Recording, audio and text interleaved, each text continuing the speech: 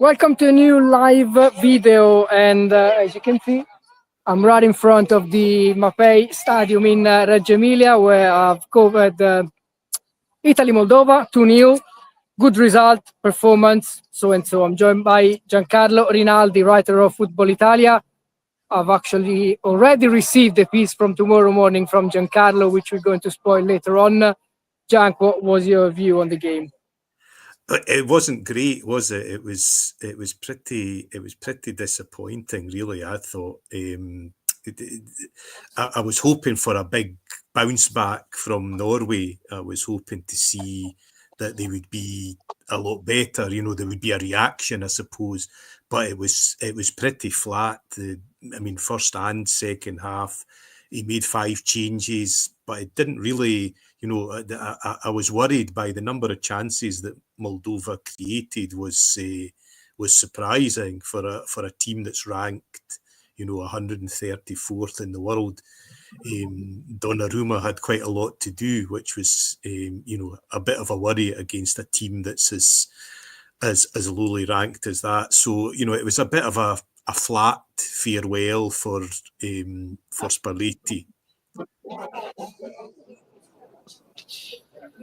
I think it's inevitable. Of course, not even rumors anymore, because yesterday Spalletti announced his resignation. It overshadowed a little bit the preparation for the game. Of course, it's not a game. Meantime, there are still fans and a few Moldova players leaving. I think it was inevitable. I really didn't like the way he was communicated. I really didn't like how this thing was approached. Telling the coach that he's leaving one day before the match, it's just a total mess. And right now, Italy are in trouble again, because they must hope that Roma say, yes, we give you Ranieri. He can cover this double role, advisor for Roma and head coach for Italy national team. So the whole thing is still managed not very well by the national team. Spalletti, when he came here, the lineup was announced. There's an article on Football Italia as well. He was booed by the majority of the crowd here at the Mapei Stadium, which I don't think is deserved for the men's Spalletti. He's in terms of results. It's impossible to deny that it was really disappointing, especially because of the expectations that he brought with him when he was hired in 2023, John. Yeah, definitely. Anybody that watched his Napoli team was excited by the appointment. I think, he'd had to carry on the work, the progress that had been made under Roberto Mancini. Yes, things had not gone well after winning the Euros, but still there was a strong squad there, and I think people expected him to start playing some exciting football, but it didn't really arrive. We got the odd good games. I think the Nations League, really, the 2 games that stick out was away against France and away against Belgium. Those were good results, good victories. But there were a lot of people would have happily sent him packing after going out to Switzerland at the Euros.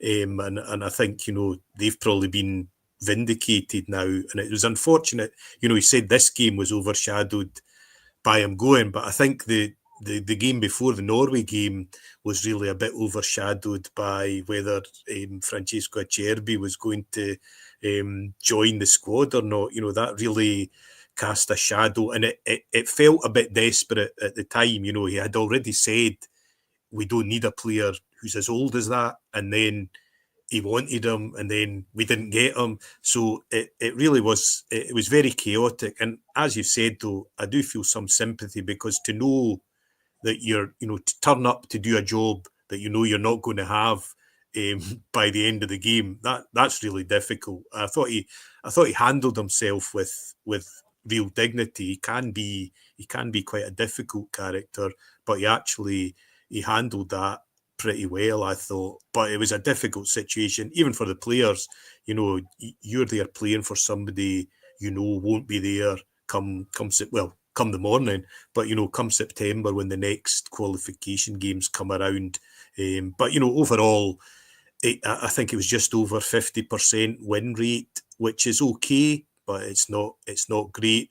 And I think it was the performances more than the results, really. That just some of the displays, that first half against Norway and the first half against Germany were so below what you would expect of an Italian national team that you had to feel, or you had to worry that, where the players playing for him, was that, we don't have maybe that many world-class players, but, okay, against Germany, perhaps not to do so well, but against Norway, who are a very good team, but they're not a great team, to perform so badly was a real shock. But it was all handled very badly.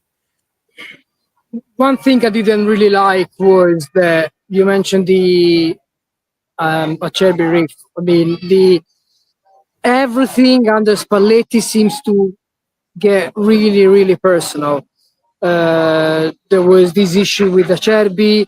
There was something else going on with other players, clearly, because when you think that Gianluca Mancini is staying at home for these 2 games and he calls Daniele Rugani, no disrespect towards Rugani, but it's clear that he's no longer first choice. He hasn't played for the national team since 2018, and Mancini was part of the team that played in the Euros, so it's clear that there is something, not saying against some players, but there is something personal that Spalletti has with some of them, and it's clearly can rely on some of those players.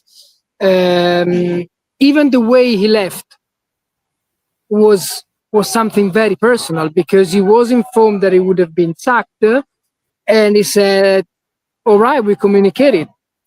And the shocking thing is that the federation says, okay, if you want to communicate, let's do it. You're leaving the money on the table, so you can do it. I don't think it's how it works. I don't think that a coach should ever decide over the club or over the national team whether and how to communicate such an important thing to the media and to the fans. I think that, I know Gravina was in front of him yesterday during the press conference, but he should have been sitting close to him, not in front of him, and say, we've taken this decision, so tomorrow Spalletti takes charge of this game, but then he's going, which is already pretty awkward. I mean, I don't remember seeing anything like it, like a coach taking charge of a team knowing that he would leave.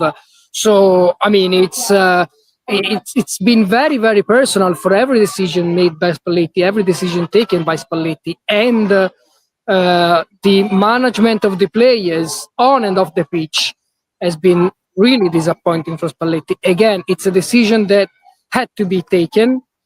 I still think that he didn't deserve to be sacked after the Euros, because he deserved more time.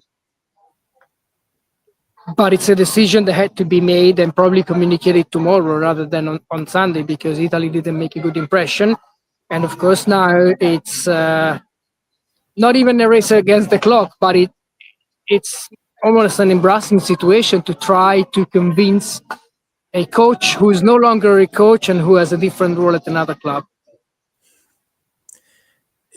Yeah, it is. I mean, it's very difficult, and it smacks of having no real plan. That's the thing, is that I was just talking to someone earlier today and saying that, Italy always used to plan ahead for you could see the next manager coming, but this is just out of the blue and done out of nothing. So it's very difficult to see where the plan is. If it is Ranieri, I mean, he did a great job with Roma, but that's not a long-term plan either. That's another sticking plaster to get through to. They really need to start planning longer term if they want to get back to where Italy thinks it should be in the world of football.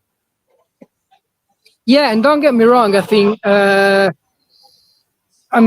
think there aren't coaches who can turn the situation upside down, who can make things just do a miracle and bring Italy to the World Cup. Any coach is going to struggle. Any coach is going to, will have to work really, really hard to get Italy to go to the 2026 World Cup, especially after the defeat in Norway, especially with such a poor goal difference compared to Norway's. So no one is going. You'll need a miracle from any coach. So the coach is not entirely the problem of Italian national team, but this coach was no longer a good fit for Italian national team because he had tried anything: 3-man defense, 4-man defense, false 9, 2 strikers, 1 center forward, any sort of tactic. It didn't work, and he has clearly no idea how to turn the situation around. And it's a shame because he's one of the best coaches we've had in the last 20 years.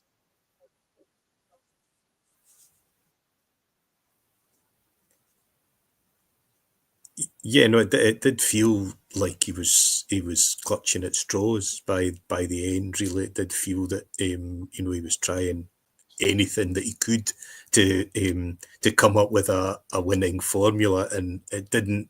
As I say, that's not great for anyone. I don't think there was a clear vision. Maybe there was a clear vision at the start. It did seem like there was, but by the end, it just seemed almost like, throw names into a hat and draw them out and see what formation. And it was a really, it was a very predictable Italy. It was a very narrow Italy as well. There was no, you think back to when they won the Euros, they had sort of Insigne, Chiesa really causing, terrifying defenders down the wings. There was none of that. It was all through the middle. There was no, nobody was taking a man on and beating them. It was very dull football. And even, against Norway, it took so long to make substitutions as well. It almost felt like he was resigned to his fate by that point. And, maybe in the background he knew that the end was coming. I don't know. But, it felt like a sort of a death foretold, really, that, this was the end, and he didn't do anything even to turn it around. And even when they did make changes, you bring on Lorenzo Luca, who's a great header of the ball, but you don't cross to him until the 93rd minute or something, so even those tactics didn't seem to work. There was no clarity of vision. But the thing I would say is that whoever comes in, they're going to need time to get this, and they don't have a lot of time. They'll be straight back into big qualification games, and you have to hope that they can come up with a formula that lets this Italy team express itself to the best of its abilities, whatever that might be.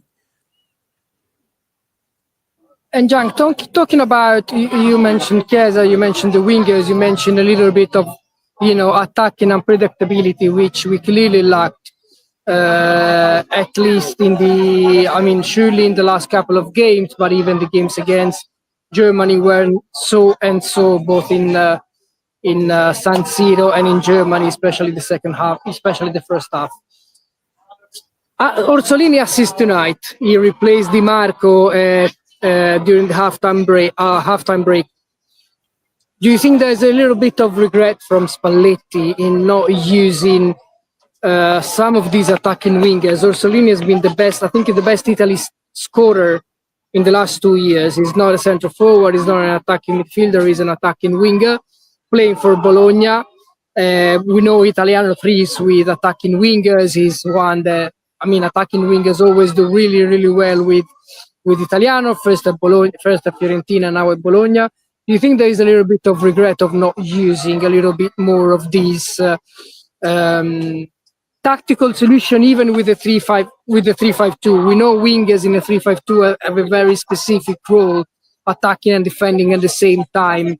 So it's not easy to be very effective from the wings when you have such a system. How do you see it? Do you think he should have used it more, or probably it wouldn't have changed much in terms of general results and performances? I don't know. It's hard to say that one player could turn that around. I guess it would be asking a lot. But he was he was certainly one of the form players. Obviously, losing Moise Kean for these two games, I think, was a big blow as well, because that lost Italy. I thought Retegui had two very quiet games, and that would have been an option up front that maybe could have troubled both defences a bit more than Retegui did. But I mean, yeah, obviously, I think when results go badly, you look at the players that are left out, and that's why I wonder, sometimes players maybe were happy to be left out of these squads, because you're thinking your name is attached to failure, really. So, Orsolini, I think, comes out of it looking quite good, because he didn't play a huge amount of the games he came on. He did make a difference, more against Moldova than against Norway, but he did make a bit of a difference. So yeah, I think there was something, I don't know what the magic element was, but there was something very predictable about the way Italy played. Rovella had a poor game against Norway. Ricci was not much better against Moldova. Really, it was all very predictable, although there wasn't a lot of movement for him to find, really. So it's about finding these exciting players that people want to see, players that will take people on, that will try to do something exciting. And Italy didn't do that over a lot of Spalletti's reign, really, and particularly these last couple of games. So there's a big job there. I mean, to be honest, I'm looking forward to the under-21s start their European campaign later this week, and I'm probably more excited about the attacking options that they've got than the full national team has. So, I'm hoping that we see a few names there that are going to come through, and by, really by September, I think, some of them should be getting their chance, because I think that was, Spalletti after the Euros did try to bring in some new faces and did try, but then when it came to the big game, he went back to, Zappacosta, and not very exciting options, really, for the team. Maybe didn't have that many great options there, but as I say, I think there's a job to be done in getting these younger players, and and we also need to see them get game time at their clubs as well, because that's the hardest thing. But maybe we need to take a risk and just say, we're going to try these players, even if their clubs won't.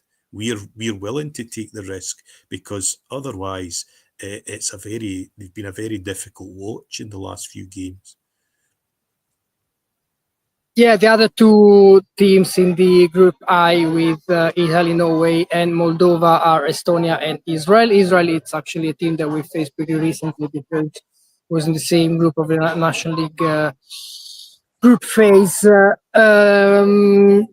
I mean, talking about Spalletti, which is, of course, the big talking point these days, and potentially Ranieri as well. I don't know how it's going to end up. In theory, it should be all pretty, clear, and Ranieri comes for the national team because he doesn't have a role on the pitch for Roma, but he has a role of support and advisor to the coach and the owners. I mean, mostly the owners, because the coach, he has proved that at Atalanta that he knows his stuff. He doesn't need much of advice from anyone, even Ranieri. But it's awkward, not that a 73-year-old guy go and saves Roma, then he stays as an advisor, and then he's called upon by the national team as well, and he's supposed to save our football, let's say, because 3 World Cups without Italy would be beyond sporting tragedy, really, because it's something we've never seen. And right now it's hard to predict how this can go, because September, October, November, there will be 3 more international breaks in which Italy will play for the World Cup qualification, and it's hard to see which players will shine at that point of the season. For example, tonight I really like Ricci, and he only played for 45 minutes. He was replaced at half time, but I really struggle to understand why he was rested against Norway, because Ricci was one of the big changes that Spalletti had made when the new course began. Eliminated from the Euros against Switzerland, has a fresh start with the 3-5-2 system, plays in France, wins in France. Ricci plays a great game, and from that moment, his season starts under a different light as well. I didn't really understand why he decided to rest this guy against Norway the other night. Again, it's not the only reason why, but there are a few decisions that have been pretty debatable and questionable from Luciano Spalletti. And I think after last night's game, again, I want to reiterate the decision to sack him was inevitable. Who do you think was the best player tonight, and generally how do you see the game, and which are the starting point from this game going towards the next matches regardless of the next coach? I mean, difficult to say. I don't think anybody stood out as being brilliant in tonight's game, to be honest. I was pleased as a Fiorentina fan that Luca Ranieri actually slotted into the defence and did, a very good job. He played a part in the goal as well when he got forward, and unfortunately had to come off injured towards the end. But I thought he didn't put a foot wrong really in the game. He was decent. And Raspadori, took his goal beautifully. That was a piece of, that was probably the outstanding technical moment of the game, really, from an Italy standpoint. But I didn't think there was, there's definitely, there's the core of a team there. I'm with you on Ricci. I thought that was a bold move to bring him in, and I don't know why he lost faith in him. I would have kept faith with him if that's, if you're going to play that way and you want somebody who's brave enough to kind of try and keep the ball and beat a man and draw players onto him so he can create space for others. I think, and I think it was unfortunate that, the kind of the inter core, if you will, of that team came to these games destroyed mentally, really, and physically after a long season. But I still think they all have a big future for it. I think Bastoni, Barella, Di Marco, these are players that are going to Frattesi as well, if you can find a way to get him to play, because I think he finished as top scorer of the Spalletti era, so these are players that still have a future for Italy. It's just about, making, Tonali as well as another, we have got good players, but it's finding the right sort of structure, the right formation to get them to shine. And it's also about, I think, playing for a manager, and maybe, whatever Ranieri might be, I think they all will want to play for him. He is a likable guy. He seems to have a happy knack of getting the best out of players. And I think that, in a way, his character is much more suited to national team management than Spalletti's was. Spalletti is more that spite. He does fall out with people. Those with long memories will remember what he did with Francesco Totti when he was at Roma. So he can fall out with people. He can be hard-headed. That's a great Tuscan trait, I think. Whereas I think Ranieri, I don't think he's a pushover, but I think he's a more charismatic figure. He's a more likable guy, and that lends itself to national team management. It's a shame really that Carlo Ancelotti took the big bucks to go and manage Brazil, because he would be your ideal choice as an Italian, I think, to come and kind of take up the reins of Italy and take them forward. But unfortunately, Brazil got in there first, so we've missed that chance. But Ranieri, he saved everybody really, and a lot of people joke that the new Pope looks like him as well. So he's done everything nearly. True. True. And again, we would need something very close to a miracle to get to the World Cup for sure as the group winners. Then when it comes to the playoffs, you never know. But in order to win the group, we need to either get more points than Norway or finish level on points with a better goal difference, which before this game was practically plus 13 for Norway because they were plus 10 and we were -3, and our goal difference is still -1 because tonight we won just 2-0 against Moldova. Yeah, for the future, I mean, Gigio for sure in goal, Bastoni and Calafiori in defense. You know what's strange about this national team and this group of players is that we have, I would even say, some top class players, because I mean, I still believe Bastoni is a top class defender. Calafiori is a top class defender. Barella is a top class midfielder. Tonali is a top class midfielder. We all have all of them in the same positions. Because Ricci, Frattesi, Tonali, Barella, they have different jobs in central midfield, but they're all central midfielders. Bastoni and Calafiori, they are central defenders and they play in the same position because they thrive when they play as a left defender in a three-man defense, so they can go up and down. Of course, Calafiori can be used as a left back in a four-man defense as well, while Bastoni is more of a centre back, even in a four-man defense if you want.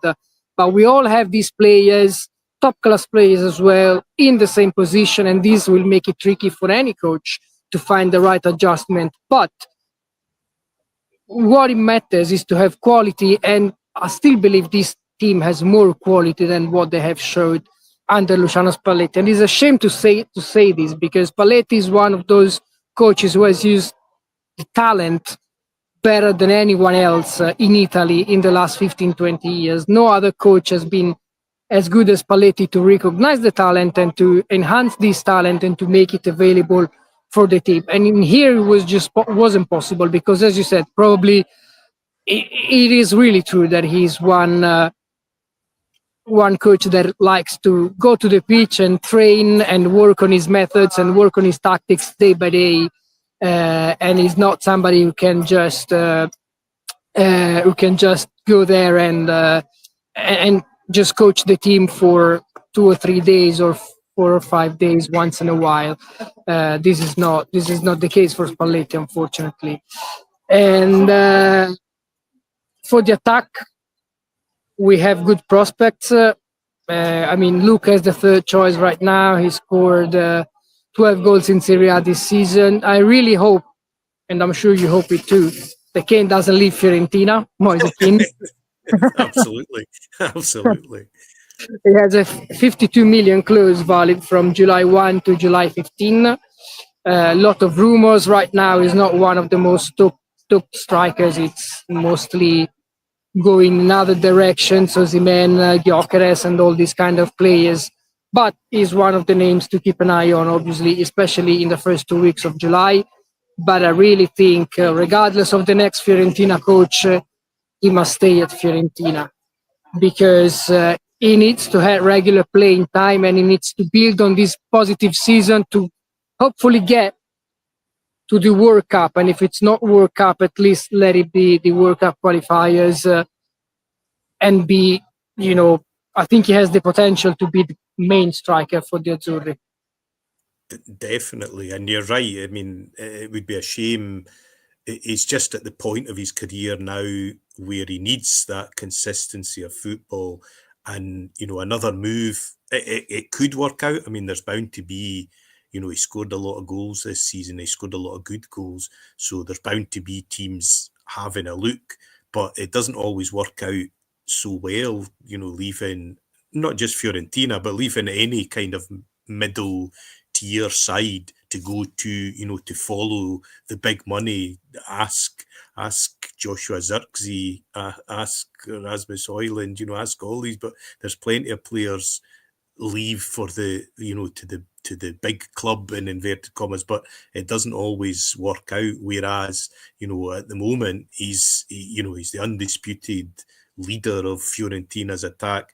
There's a good team been built around him, there's the prospect of, really building your career, because he's been to a lot of big clubs already. He was at Juve, yes, he was young. He's played in the Premier League. He's played in the Ligue 1 as well. So it's time, really, I think, to, this is the heart of his career, really, and it would be a shame to kind of see him go somewhere again and lose the magic that he's had this season. But from a national team point of view, absolutely, Retegui has been good, but I think has fallen with the national team, not with his club side at all. But he hasn't had the same impact in the last group of games. That that Keane offers something quite different as well, and could well be the lead in the line for time. You do need to find a way, though, to get good service to him as well, and that's going to be an issue going forward, because those creative players, those players that can beat a man, they're in a bit shorter supply, I would suggest, for Italy, and we really need to find a few of them over the summer, ideally, to help sort of provide the supply that he'll need. Because, to be honest, even he playing in that team tonight and against Norway would have struggled, because there wasn't a lot of ball went into the box for him to use. Yeah, I really liked. Raspadori is hot and cold, but right now he's the only player that seems to have that technical ability, that vision, that sort of ability to move between the lines, that can create a spark or create something. Because honestly, in the last year, I would say, especially after the Euros, it was very hard to create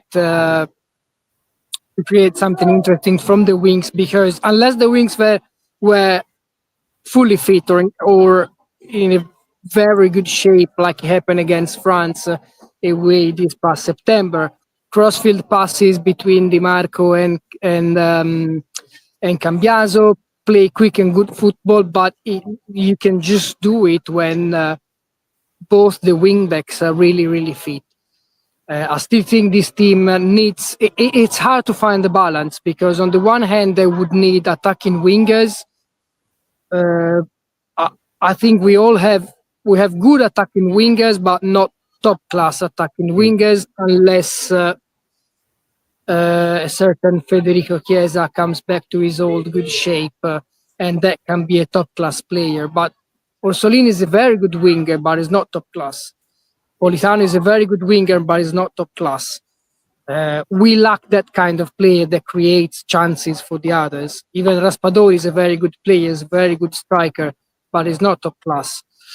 So we miss that spark between attack and midfield to create something, because the center forward, I think we finally have a few good options. We finished the season, a tough season in Serie A, with the best scorers who are Italian, so there is room for improvement in there, and there is room to be optimistic in that situation, but we miss something just a step behind. Yeah, no, definitely. There's so many teams now play with, where the wing backs, whatever, call them what you want, are absolutely essential. And it was a shame that, Di Marco's form just dipped away at the end of the season, because when Italy were playing well, he was an absolute star for the team, so you want him there with his attacking drive. Cambiaso has been down the right wing. I don't know so much what the option is, because you need really two great. You look at Paris Saint-Germain with Nuno Mendes and Hakimi, or any of these teams. If you can play that, those two positions are now absolutely vital, I think, for a lot of teams, and it can give you that drive, so that even if you don't have wingers in your team, those players are doing amazing work, but they do have to be very, very special players, because they have to, as you said earlier, they have to cover back, they have to get forward, they have to deliver crosses, you know, they have to do everything really, you know. So if we can work DiMarco back to his best, it might be Cambiaso, there might be, you know, not high hopes for, unfortunately, he's been injured a lot of this season, Michael Coyote, that went from Fiorentina to Brentford, you know, to play a right back row, very athletic. You know, sorry. And so, you know, there's players that could come through, I suppose, but you definitely need those driving players down on the flanks to play that way, really, and then they're providing, obviously, supply to a striker, and we've got a lot of midfielders who like to get into the box, Fratesi in particular, but, you know, Tonali can do that too, Barella to a lesser extent. There are players there that provide that threat from midfield, but you probably need to find you need to get your wing backs into their best form to if we're not going to find, you know, you're right that the options without Chiesa are not that thrilling, or you know, bringing Insigne out of retirement, they're not that thrilling, really, you know. So you maybe do need to find your fullbacks that can power on forward. Let's see if it will be Ranieri making these choices or somebody else. It seems Ranieri, but I mean, still a final decision pending and depending on the Roma owners, because again, Ranieri has taken on a different role after coaching Roma. He was supposed to retire, but this never seemed to.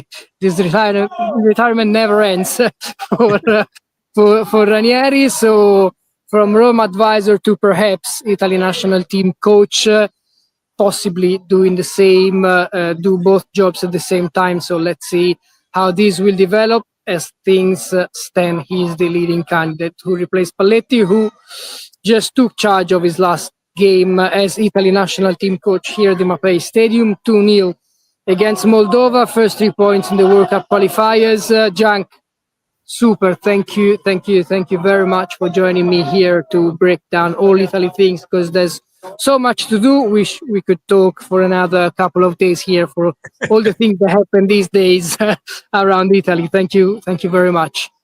A pleasure. Thanks. We speak soon. Bye. Okay, bye. Bye.